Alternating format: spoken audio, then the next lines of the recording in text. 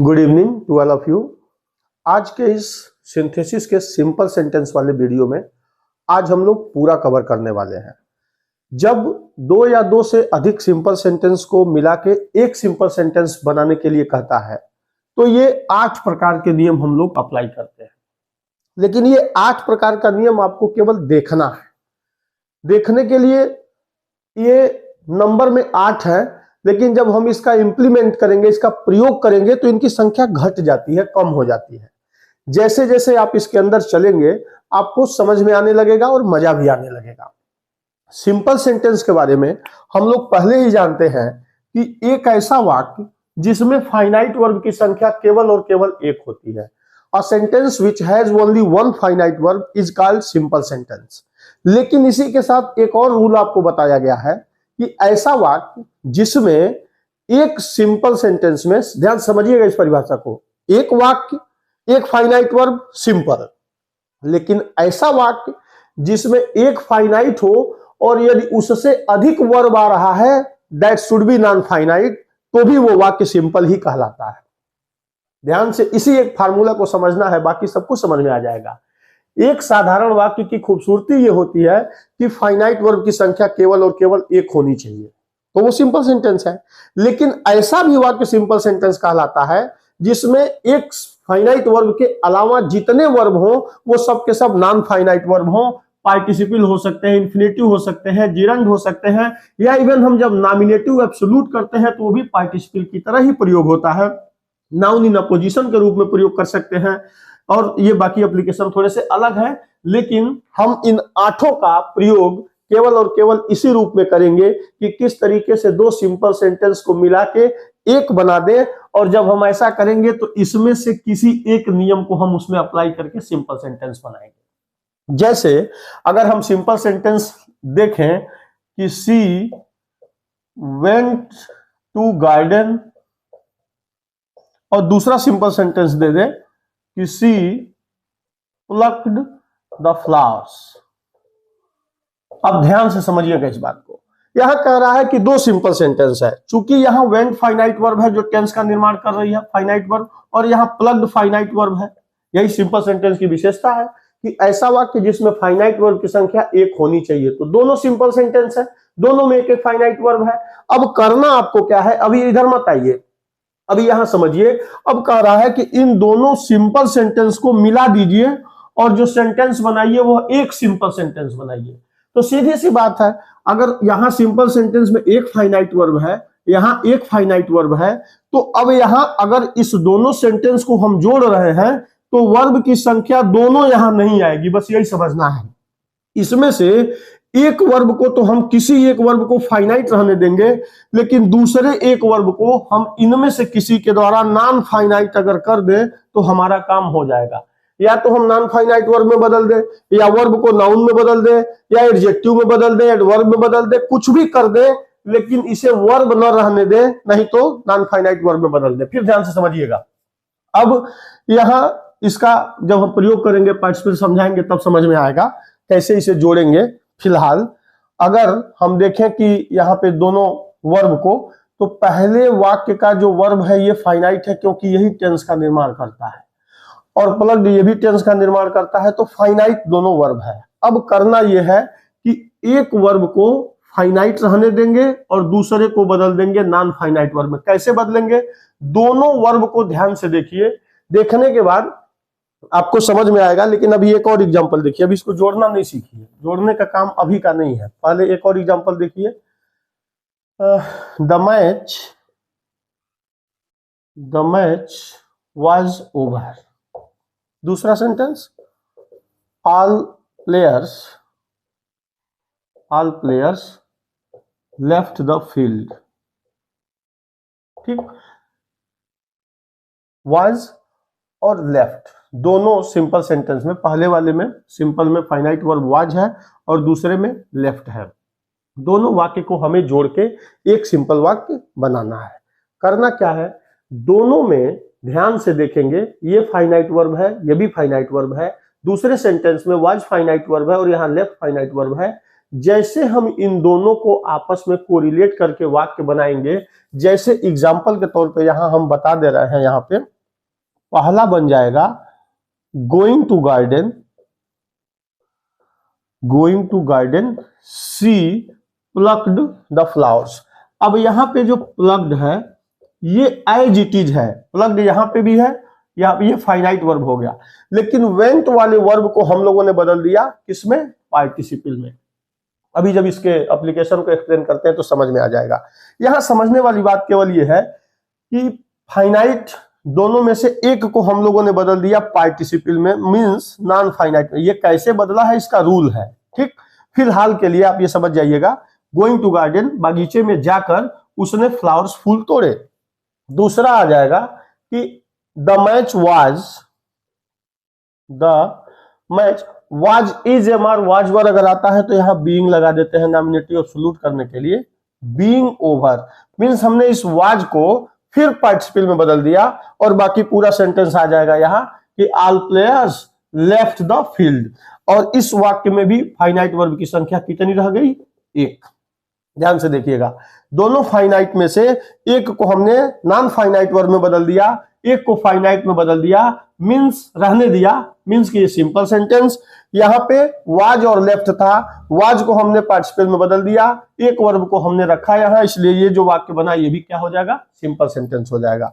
यहां ये एग्जाम्पल देने का कोई मतलब नहीं है, केवल ये मतलब है कि जैसे हमें दो सेंटेंस दिया जाएगा और दोनों में से मिला के एक सिंपल बनाने के लिए कहेगा, तो केवल यही काम करना है कि आपको इसमें से जज करना है कि कौन सा एप्लीकेशन, कौन सा रूल आपको वहां अप्लाई करके वाक्य को आसानी के साथ आपको सिंपल में कन्वर्ट कर देना है। ठीक है, इतना आपकी समझ में 100% आ गया होगा। अब देखिए, पहला रूल है use of participle. Okay, participle क्या है, कैसे बदलेंगे। पार्टिसिपल को कहते हैं कि वर्ब है और वर्ब के साथ ये काम करता है एडजेक्टिव का। ऐसा वर्ब जो वर्ब और एडजेक्टिव दोनों का कार्य करे, समझिएगा ऐसे। Verb which works as a verb as well as adjective. अब कह रहा है, थोड़ा सा इसको ध्यान दीजिएगा, ये तीन प्रकार का होगा। पहला प्रेजेंट पार्टिसिपल, दूसरा पास्ट पार्टिसिपल और तीसरा परफेक्ट पार्टिसिपल। ठीक, प्रेजेंट पार्टिसिपल की विशेषता होती है कि वर्ब में आईएनजी लगाने से बनेगा। वर्ब की फर्स्ट फॉर्म में आईएनजी लगा देंगे और हिंदी अर्थ निकालेंगे तो हुए या करके का भाव आएगा, हुए या करके। पास्ट पार्टिसिपल वर्ब की थर्ड फॉर्म होती है, हिंदी अर्थ निकालेंगे तो आएगा हुआ। और perfect participle having plus verb की थर्ड फॉर्म, हिंदी अर्थ निकालेंगे तो ने के बाद। अब देखिए, अगर यूज ऑफ पार्टिसिपल का पहला हम लोग यूज सीखने जा रहे हैं दो सिंपल सेंटेंस के लिए, तो आपको जानना चाहिए कि वर्ब प्लस एडजेक्टिव, अगर कोई ऐसा वर्ब आपको वाक्य में दिखाई दे जो वर्ब का काम करे, वर्ब के साथ ही साथ नाउन या प्रोनाउन की विशेषता बताए, एडजेक्टिव का काम करे, तो वो नॉन फाइनाइट वर्ब का पार्टिसिपल कहलाएगा। और वो फाइनाइट वर्ब नहीं है, नॉन फाइनाइट वर्ब है। ये बहुत महत्वपूर्ण होने वाला है। प्रेजेंट पार्टिसिपल वर्ब में आईएनजी लगाने से बनेगा, हुए या करके हिंदी में अर्थ आएगा। पास्ट पार्टिसिपल वर्ब की थर्ड फॉर्म है, हिंदी अर्थ निकालेंगे तो हुआ आएगा। या perfect participle having plus verb की थर्ड फॉर्म, ने के बाद इसका हिंदी में अर्थ आता है। अब प्रश्न यह है, ये समझने के बाद कि पार्टिसिपल क्या है, पार्टिसिपल के काइंड्स कितने हैं, इसका प्रयोग कैसे होता है, ये सब कुछ आपकी समझ में भी एक्सरसाइज के द्वारा समझ में आने लगेगा। इसका प्रयोग होता कब है, use of participle when we are going to make one simple sentence from the given two simple sentence। तो इस कंडीशन में first of all we have to see that both sentence have same subject but different kinds of finite verb। अगर कोई ऐसा वाक्य आपके सामने आया, एग्जाम्पल के तौर पे, कि एक ऐसा वाक्य आपके सामने आ गया सिंपल बनाने के लिए, जहां दिए हुए दोनों वाक्य का कर्ता, दोनों वाक्य का सब्जेक्ट सेम होना चाहिए यूज ऑफ पार्टिसिपल के लिए। ध्यान से देखिए, और इसी का उल्टा है, रिवर्स है नॉमिनेटिव एब्सोल्यूट। यहां पे दोनों वाक्य का सब्जेक्ट अलग अलग होना चाहिए। ये दोनों एक साथ समझ में आ सकता है, लेकिन खैर वो ज्यादा दिक्कत हो जाएगी। पहले सिंपल को देखते हैं, पार्टिसिपल को। दोनों दिए हुए वाक्यों में यदि सब्जेक्ट एक है और फाइनाइट वर्ब अलग अलग है, ठीक है, एकदम कंफ्यूजन दूर हो गया।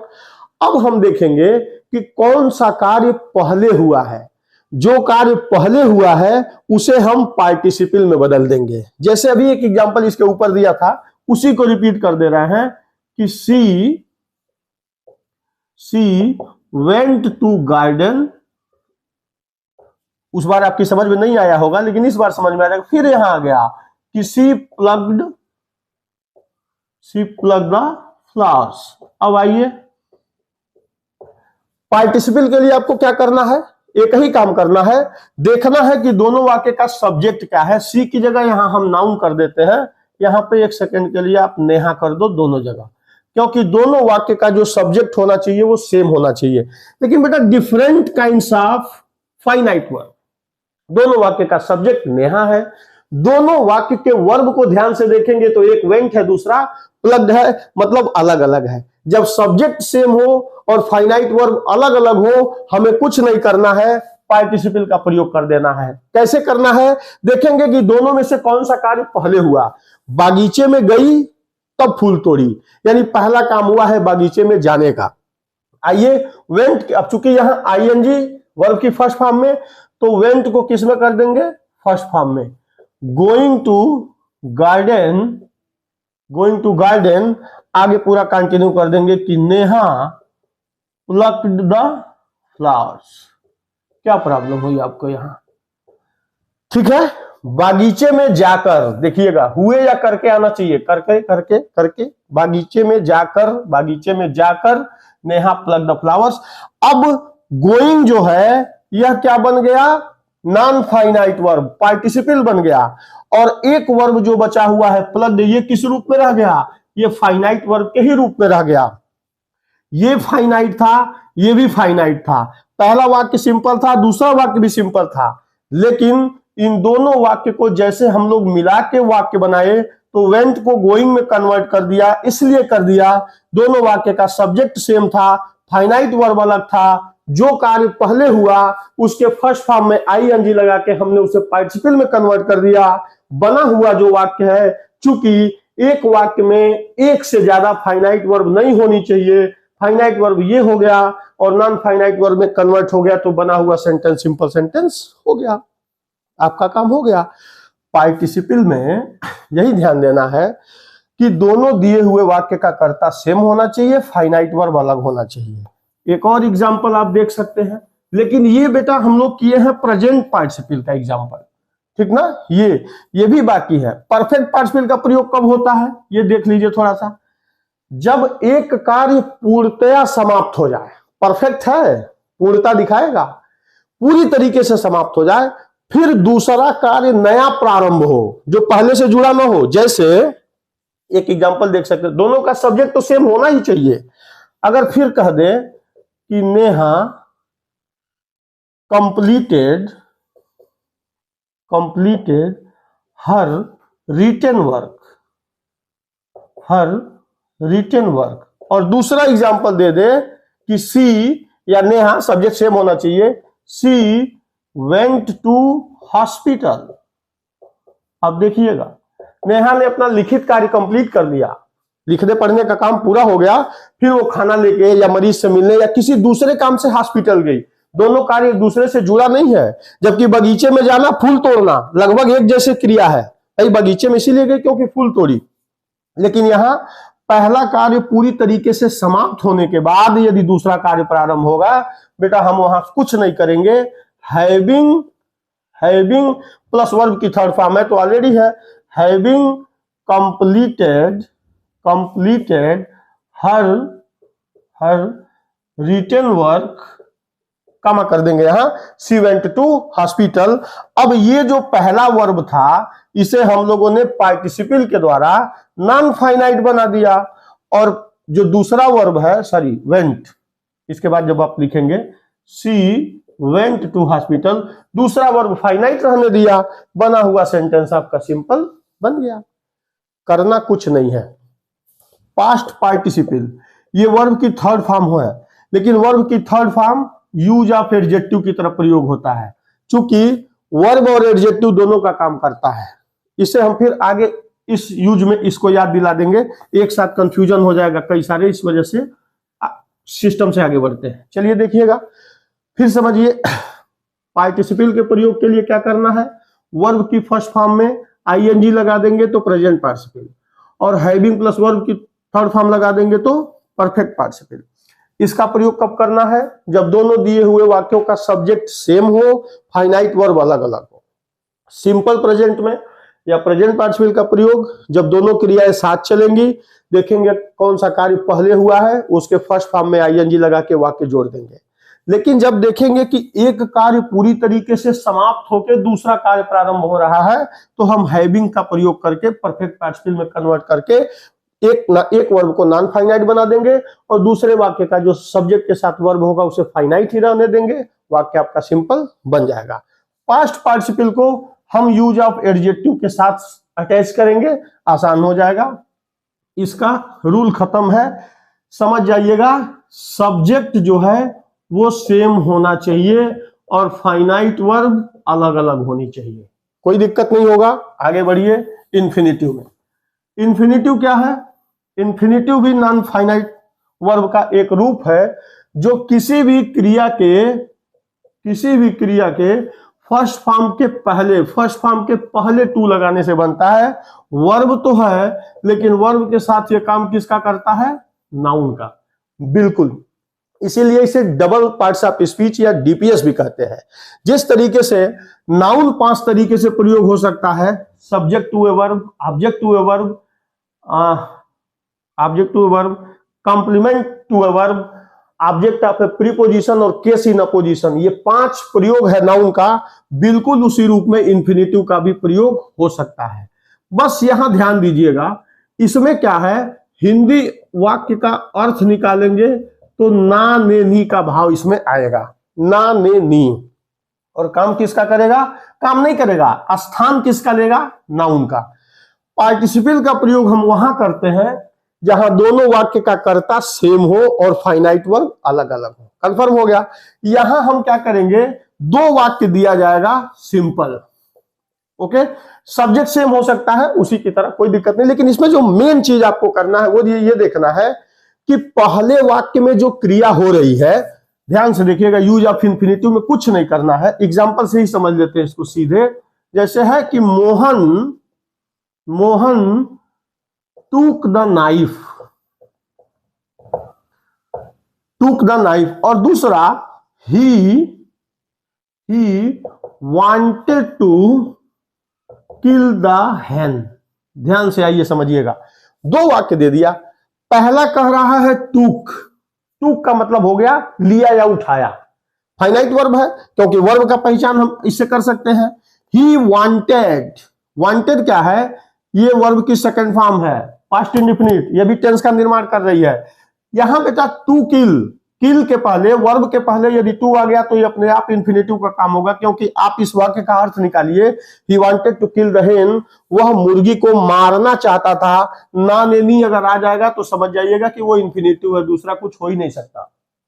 अब देखिए यहां पे 2 वाक्य दे दिया, और इस 2 वाक्य में वर्ब की संख्या देखी जाए तो टू पहला वर्ब है, वांटेड दूसरा वर्ब है, और तीसरी वर्ब आई जरूर है, लेकिन वो किस रूप में आई है, नॉन फाइनाइट के रूप में आई है, तो कोई कंफ्यूजन नहीं है।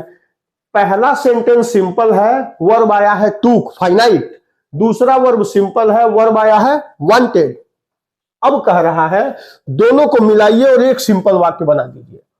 आपको ये कभी नहीं कहेगा कि इनमें से किस रूल को अप्लाई करके आपको सिंपल बनाना है, ये वो पूरी तरीके से आपके बुद्धि विवेक पे छोड़ता है। अभी हम लोग सिंपल में पार्टिसिपल को जस्ट पढ़े हैं कि यदि दोनों वाक्य का कर्ता सेम हो तो हमें कुछ करना नहीं है, किसका प्रयोग कर देना है, पार्टिसिपल का। करना क्या है, इसको अगर हम पार्टिसिपल से बनाए पहले 1 सेकंड के लिए, अभी चूंकि आप पढ़े हैं टेकिंग द नाइफ, आइए टेकिंग द नाइफ, चाकू उठाकर, नाम आ जाएगा यहां मोहन, एक फाइनाइट देना पड़ेगा, wanted to kill the hen। समझिएगा, टेकिंग द नाइफ, चाकू उठाकर मोहन मुर्गी को मारना चाहता था। अब देखिएगा वांटेड यहां फाइनाइट वर्ब के रूप में प्रयोग हो गया, और जो टू किल है वो ऑलरेडी नॉन फाइनाइट के रूप में है, ठीक। लेकिन पार्टिसिपल और इन्फिनिटिव में ये अंतर है। पार्टिसिपल से ये बनाने का प्रयास इसलिए किया गया क्योंकि दोनों वाक्य का सब्जेक्ट सेम था। हमने देखा कि कौन सा कार्य पहले हुआ, तो टू का फर्स्ट फॉर्म टेकिंग करके बनाने का प्रयास किया गया। अंतर क्या रह गया दोनों में थोड़ा सा, जब देखेंगे कि पहले वाक्य का उद्देश्य, पहले वाक्य का रिजल्ट एम यदि दूसरे वाक्य में दिखलाई देता है, वहां हमें इन्फिनिटिव का उद्देश्य या फल, रिजल्ट दिखाएगा, एम उद्देश्य या फल दिखाने वाली क्रिया को हम इन्फिनिटिव में बदल देते हैं। अब इसी वाक्य को हम चाहें तो सीधे ऐसे भी बना सकते हैं कि मोहन टूक द नाइफ। अब देखिएगा Mohan took the knife, Mohan चाकू उठाया, उसका उद्देश्य क्या था, to kill the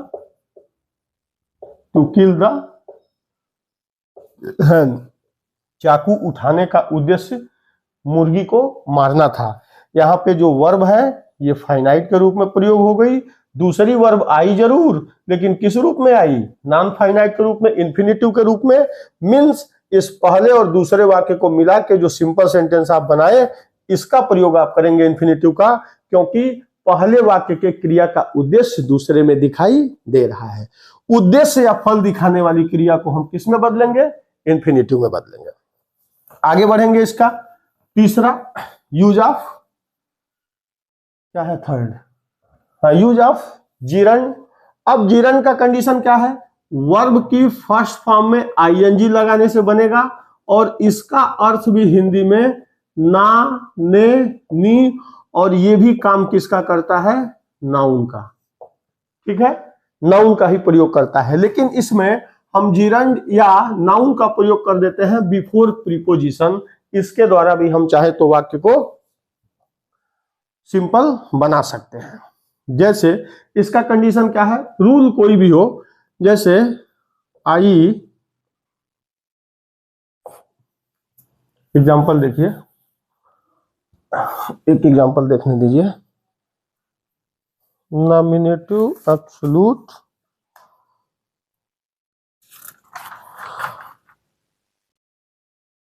you help me, I would have failed. You help me पहला सेंटेंस, दूसरा आई वुड हैव फेल्ड। ये नहीं कहेगा कि आपको किस चीज का प्रयोग करना है, ये आपको अपने हिसाब से देखना है। पहला वाक्य है यू हेल्प्ड मी, तुमने मेरी मदद की। पहला वाक्य पहले वर्ब में फाइनाइट वर्ब के रूप में हेल्प आ गया। आई वुड हैव फेल्ड, मैं फेल हो गया होता। दोनों वाक्य को मिक्स करना है, और मिक्स करके ऐसा वाक्य बनाना है जो सिंपल हो, जिसमें फाइनाइट वर्ब की संख्या एक होनी चाहिए। तो आप चाहे तो इसे कह सकते हैं, बन सकता है कि आई वुड हैव फेल्ड, मैं फेल हो गया होता, विदाउट योर। अब देखिएगा जीरंड या नाउन के पहले, तो इस वर्ब को हम लोग यहाँ पे नाउन के रूप में कन्वर्ट कर सकते हैं। I would have failed without your help, जो यहाँ पे वर्ब के रूप में था, अब यहाँ पे प्रयोग हो जाएगा वो किसके रूप में, नाउन के रूप में, और इसके पहले प्रीपोजिशन का भी प्रयोग कर सकते हैं। कुछ भी करिए, कंडीशन कह रहा है कि फाइनाइट वर्ब की संख्या आपको एक ही रखनी है। एक से ज्यादा जो वर्ब है उसे किसी पार्ट्स ऑफ स्पीच में बदल दीजिए, एडजेक्टिव बना दीजिए, एडवर्ब बना दीजिए, नाउन बना दीजिए, लेकिन वर्ब मत रहने दीजिए, तो सेंटेंस आपका बन के तैयार हो जाएगा। तीसरा हो जाएगा यूज ऑफ जीरंड। चौथा एप्लीकेशन इसमें कह रहा है, ध्यान से कह रहा है नॉमिनेटिव एब्सोल्यूट। ये बिल्कुल पार्टिसिपल के अगेंस्ट चलेगा। इसमें सब्जेक्ट जो है वो अलग अलग होने चाहिए, और दोनों में कार्य और कारण का संबंध होना चाहिए। हम दिए हुए पहले वाक्य के सब्जेक्ट को, नॉमिनेटिव सब्जेक्ट को, कर्ता को एब्सोल्यूट कर देते हैं, फ्री कर देते हैं, उसका कोई भी असर किसी दूसरे क्रिया के ऊपर नहीं पड़ता है। जैसे पहला एग्जांपल देखिए, द सन रोज, और दूसरा सेंटेंस कह रहा है द बर्ड्स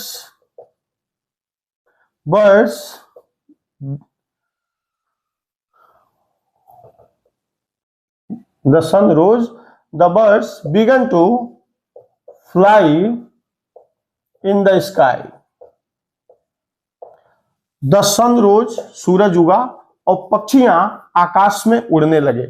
तो जब दोनों दिए हुए वाक्यों का सब्जेक्ट अलग अलग होगा तो पहले दिए हुए वाक्य के सब्जेक्ट को हम एब्सोल्यूट कर देंगे, पार्टिसिपल का प्रयोग कर देंगे उस कंडीशन में जब पहले वाक्य में और दूसरे वाक्य में दोनों में कार्य और कारण का संबंध, काज एंड रीजन का संबंध हो। जब पहला कार्य होगा तो दूसरा कार्य अपने आप उससे जुड़ा होगा।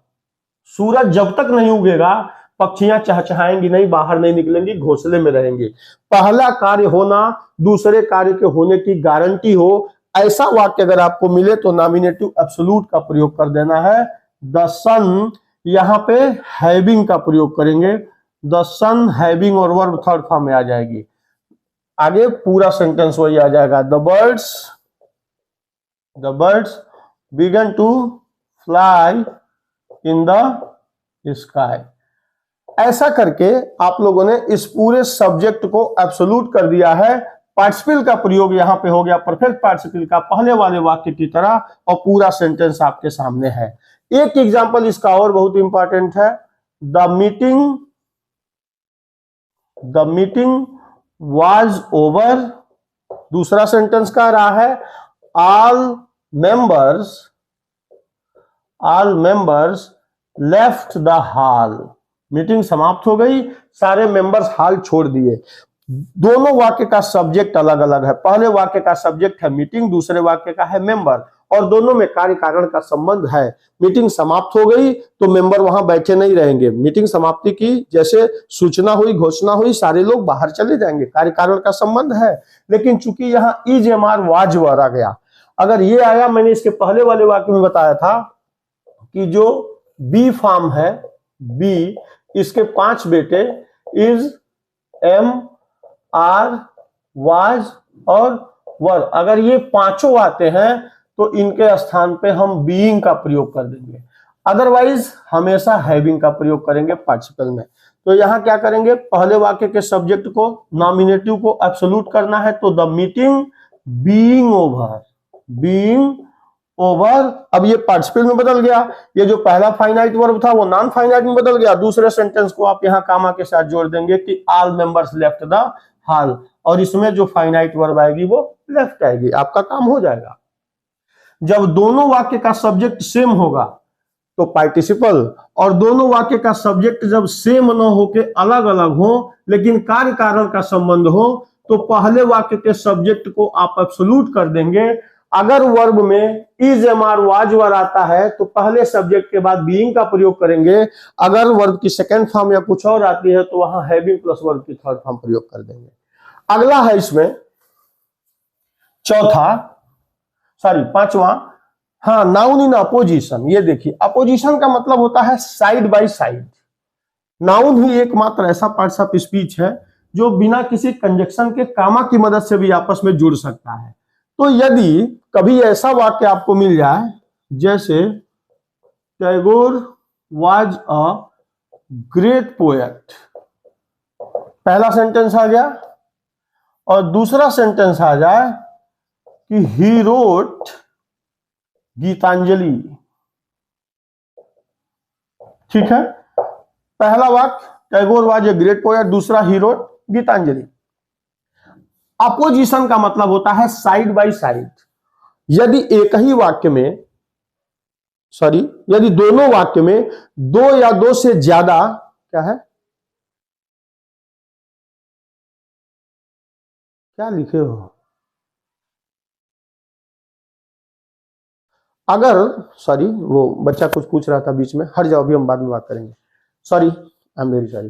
पहला कह रहा है कि Tagore was a great poet, पहला सेंटेंस है कि टैगोर एक महान कवि थे। दूसरा, ही रोट गीतांजलि, उन्होंने गीतांजलि की रचना की, ही कंपोज गीतांजलि। अब ध्यान से देखिएगा, नाउन इन अपोजिशन का मतलब यह है कि जो काम दोनों वाक्य आपके सामने रख दिए जाएंगे और दोनों वाक्य में आपको देखना है कि दोनों दिए हुए सिंपल सेंटेंस में अगर एक ही नाउन के बारे में बहुत सारी बातें की गई हो, जैसे सपोज करिए कि जो नाउन यहां रविन्द्रनाथ टैगोर जी है वही एक ग्रेट पोएट है, कोई दूसरा ग्रेट पोएट नहीं है, और उन्होंने ही गीतांजलि की रचना भी की है। यानी वाक्य में दोनों सेंटेंस में जिस नाउन के बारे में बात की जा रही है वो नाउन एक ही है। अब हम अपोजिशन का प्रयोग करके सारे नाउन को क्रमशः साइड बाय साइड रख के हम चाहें तो उसे नाउन इन अपोजिशन के फ्रेम में रख के और फाइनाइट वर्ब की संख्या जो यहां वाज एक पहली फाइनाइट है, रोट दूसरी फाइनाइट है, हम वहां सारे नाउन को एक पास कलेक्ट करके और फाइनाइट वर्ब की संख्या एक रख सकते हैं। जैसे यहां कर सकते हैं कि टैगोर कामा वाज हट जाएगा, सीधे आ जाएगा अ ग्रेट पोएट। ये केवल नाउन के साथ अप्लाई होगा। टैगोर अ ग्रेट पोएट, अब यहां हम लिख देंगे रोट गीतांजलि। क्या दिक्कत है आपको? आपको वर्ब एक करनी थी, आपने कर दिया। इसी बात को हम चाहे तो ऐसे भी लिख सकते हैं क्या कि टैगोर कामा यहां रोट को हम बना दें noun, writer of Gitanjali. Writer of Gitanjali was a great poet. आइए समझिएगा, टैगोर नाउन है, अ ग्रेट पोएट ये भी नाउन के रूप में प्रयोग हो गया, तो दो नाउन को हम अपोजिशन की मदद से, कामा की मदद से साइड बाय साइड लिख सकते हैं। फाइनाइट वर्ब की संख्या हो गई एक, दोनों सेंटेंस को मिला के आपने एक सिंपल बना दिया। अब कह रहा है कि जो टैगोर जी हैं writer of Gitanjali, wrote verb को आपने बना दिया noun, writer of Gitanjali. Tagore Gitanjali के लेखक वाज अ ग्रेट पोएट, यहां पे जो वर्ब आपने दिया एक वर्ब दिया, फाइनाइट बन के तैयार हो गया। अब अगला इसमें क्या है, वीडियो थोड़ा लंबा हो रहा है इसलिए एक एक एग्जांपल से ही काम चलाना पड़ेगा, बाद में आप जब समझ जाइएगा तो आगे करिएगा। एडवर्ब और एडवर्बियल फ्रेज, ये इसका प्रयोग कब करना है? जब दो वाक्य दिए जाए और दोनों वाक्य में पहले वाक्य के क्रिया की विशेषता यदि दूसरे वाक्य में दिखाई दे तो एडवर्ब या एडवर्बियल फ्रेज का प्रयोग कर देंगे। जैसे अगर कहा जाए कि the tree was cut down, और दूसरा है the cutting down was slowly. पेड़ काटा जा रहा था और काटने का जो स्पीड था वो कैसा था? स्लोली था। तो आपको देखना है कि पहले वाक्य में जो क्रिया की जा रही है उस क्रिया की विशेषता दूसरे वाक्य में है, आपका काम हो गया। The tree was cut down slowly. आपको इसे दोबारा रिपीट करने की आवश्यकता ही नहीं है, यूज ऑफ एडवर्ब का प्रयोग करके आपका काम आसानी के साथ हो सकता है। अगला है यूज ऑफ एडजेक्टिव। ये क्या है? अभी देखिए, इसके पहले हमने कहा था कि पास्ट पार्टिसिपल को हम इसके साथ मिलाएंगे। अगर हम कहें कि आई हैव अ पेन, पहला सिंपल सेंटेंस। दूसरा I have a pen, it was या इट इज कर देंगे, पहला है इट इज कॉस्टली। और कोई कह दे कि दोनों सेंटेंस को मिला के एक सिंपल बनाइए, तो कॉस्टली चूंकि एडजेक्टिव है जो विशेषता बता रहा है नाउन का, तो हम सिंपल बना सकते हैं कि I have a costly pen. आपका सिंपल बन के तैयार हो गया। फाइनाइट वर्ब की संख्या यहाँ पे एक है, इस चीज की कोई आवश्यकता नहीं है। लेकिन अगर इसी वाक्य को हम कर देते कि I found my pen, okay, और दूसरा सेंटेंस होता कि इट वाज लॉस्ट। लास्ट जो वर्ब की थर्ड फॉर्म पास्ट पार्टिसिपल, इस वाक्य को भी बिल्कुल एडजेक्टिव की तरह, लास्ट जो है इस पेन की विशेषता है, तो हम इसे बना सकते थे कि I found my lost pen. ध्यान से समझिएगा, अगर क्रिया की थर्ड फॉर्म है जो नाउन या प्रोनाउन की विशेषता बता रहा है तो भी वो काम एडजेक्टिव का ही करेगा, इसी का करेगा। और अगर सिंपल कोई एडजेक्टिव है कॉस्टली पेन, तो भी काम एडजेक्टिव का ही करेगा। इसीलिए मैं कहा था कि पास्ट पार्टिसिपल को और एडजेक्टिव को हम लोग एक साथ समझेंगे। हाँ, अंतर है। अगर ये वर्ब की थर्ड फॉर्म होगा, मैंने खोया हुआ, मैंने कहा था ना कि इसमें हिंदी अर्थ निकालने पे क्या आएगा, हुआ, तो यूज ऑफ एडजेक्टिव का भी काम आपका हो जाएगा। अंतिम है, कभी कभी ऐसा होता है, हालांकि एंड से जैसे आप जोड़ेंगे दो क्लॉज को वो कंपाउंड सेंटेंस बन जाएगा, लेकिन आपको क्या करना है, एंड से वर्ब नहीं जोड़ना है, क्योंकि वर्ब की संख्या तो आपको एक ही फाइनाइट रखनी है इस आज के 8 नियम में। हाँ, एंड का प्रयोग कभी कभी दो सब्जेक्ट को या दो ऑब्जेक्ट को आप जोड़ सकते हैं, जैसे आई बॉट अ पेन, और उसी में दूसरा वाक्य आपको दे दे कि आई बॉट अ पेंसिल आल्सो मान लो आ जाए, या पेंसिल केवल आ जाए, तो सिंपल क्या बनाएंगे, वर्ब तो एक ही देना पड़ेगा। तो I bought a pen and a pencil, दो subject, Ram and Mohan went to Agra, simple sentence हो जाएगा, क्योंकि नाउन को जोड़ा है आपने, वर्ब एक ही है तो सिंपल बन जाएगा। इस 8 के 8 नियम में these are that particular 8 examples when we use them only to connect two simple sentence into one by making only one application of these following rules। इसमें से किसी एक का ही प्रयोग करना है, कब करना है ये महत्वपूर्ण है, जब दोनों वाक्य का सब्जेक्ट सेम हो, फाइनाइट वर्ब अलग अलग हो, पार्टिसिपल, जब पहले वाक्य का उद्देश्य दिखा रही हो क्रिया, इंफिनिटिव, जब कंपाइल करके जिरंड का प्रयोग करना हो, नाउन के पहले प्रीपोजिशन का प्रयोग करना हो तो जिरंड, जब दोनों वाक्य का सब्जेक्ट अलग अलग हो और दोनों में कार्य कारण का संबंध हो, नॉमिनेटिव एब्सोल्यूट, नाउन जब एक ही नाउन के बारे में वाक्य में कई सारी बातें कही हो तो हम उसे अगल बगल साइड बाय साइड लिख के वाक्य को बना देंगे, जब पहले वाक्य के किए हुए क्रिया की विशेषता दूसरे वाक्य में दिखाई दे, एडवर्ब, जब नाउन या प्रोनाउन की विशेषता दूसरे वाक्य में दिखाई दे,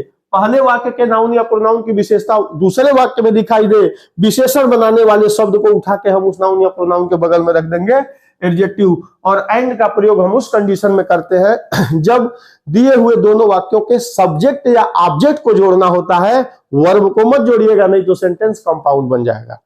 आज के इस वीडियो में बस इतना ही, अगले वीडियो में फिर मिलते हैं, बहुत बहुत धन्यवाद।